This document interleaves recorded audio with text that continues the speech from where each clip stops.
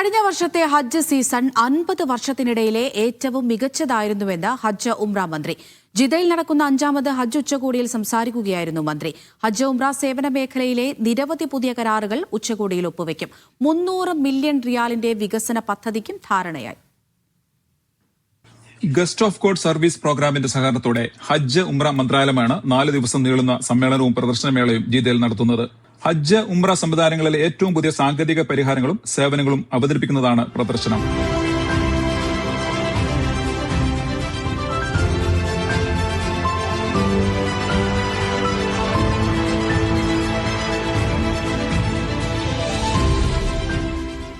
كان موسم الحج الماضي لعام 1446 هجرية استثنائيا على جميع الأصعدة، حيث هو الأفضل خلال 50 سنة الماضية. ഹജ്ജ് തീർത്ഥാടകരെയും ഉംറ നിർവഹിക്കുന്നവരെയും സഹായിക്കുന്ന ഏറ്റവും പുതിയ കണ്ടുപിടുത്തങ്ങളും സാങ്കേതിക വിദ്യകളും പ്രദർശിപ്പിക്കുന്നുണ്ട്.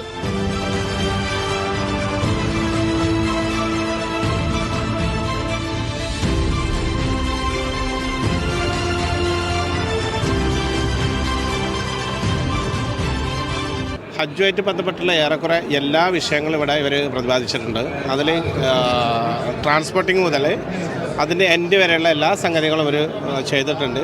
സ്പെഷ്യലി ഇവിടെ ഒരു എക്സിബിഷനും ഉണ്ട്, പഴയകാല മക്കയും ഇതൊക്കെ ബന്ധപ്പെട്ടുള്ള ഒരു എക്സിബിഷനുണ്ട്. അത് കാണാൻ വിചാരിച്ചാണ് മെയിനായിട്ട് വന്നത്. സേവന മേഖലയുമായി ബന്ധപ്പെട്ട വിദഗ്ധർ, അക്കാദമിക് പ്രമുഖർ, തീർത്ഥാടനകാര്യ ഓഫീസുകളുടെ പ്രതിനിധികൾ എന്നിവർ സമ്മേളനത്തിന്റെ ഭാഗമാകുന്നുണ്ട്. 260 പ്രാദേശിക അന്തർദേശീയ പ്രദർശകർ പവലിയനുകൾ ഒരുക്കി.